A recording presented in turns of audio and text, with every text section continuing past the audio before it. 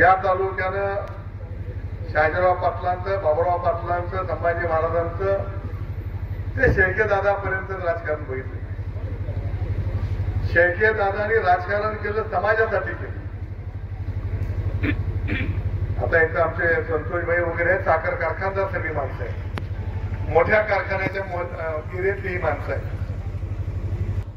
आपण जरा चुकलो, भीमा कारखान्याची किंमत आज मोजावं लागली.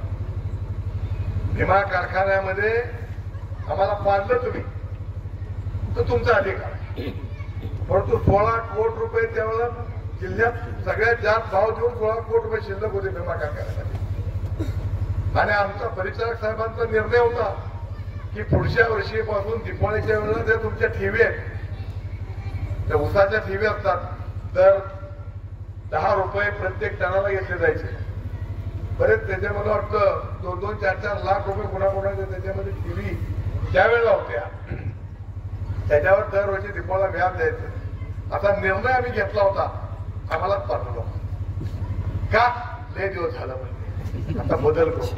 काय आज काय अवस्था आहे, विषयांतर ह्याच्यासाठी करतोय की तुम्ही विचार करून मतदान केलं पाहिजे. आज न कळत या तालुक्यातल्या शेअर सभासदाची शेअरची किंमत 0 झाली. नेटवर्कचं मायनस आहे, 0 शेअरची किंमत आहे. तुमच्या ठेवी होत्या 10-10 रुपयाच्या तुमच्या पट गेला सगळ्या संपून गेले, त्याची 0 किंमत आहे. त्याचा ते पैसेच नाही, कधी तुम्हाला व्याज आहे. आपण थोडं चुकलो, केवळ बदल पाहिजे आपल्याला, बदल जरूर करावा.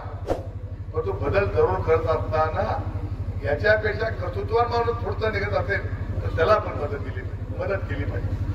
केवळ वक्तृत्वावर भाषणबाजी केली, गोडगोड बोलले, तुमच्या पुढे नतमस्तक झाले म्हणून करता आपण मतं देऊन चालणार नाही. त्याची मोठी किंमत ही उदाहरण म्हणून तुम्हाला सांगितलं. ही तर जिल्ह्यात तालुक्यात आमदार होणार आहे.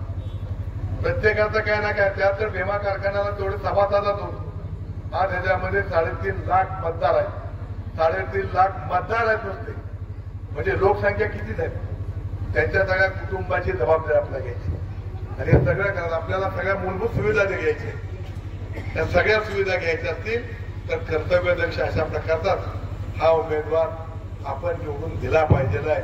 अन्यथा आपल्याला पुढचा काळ माफ करणार नाही.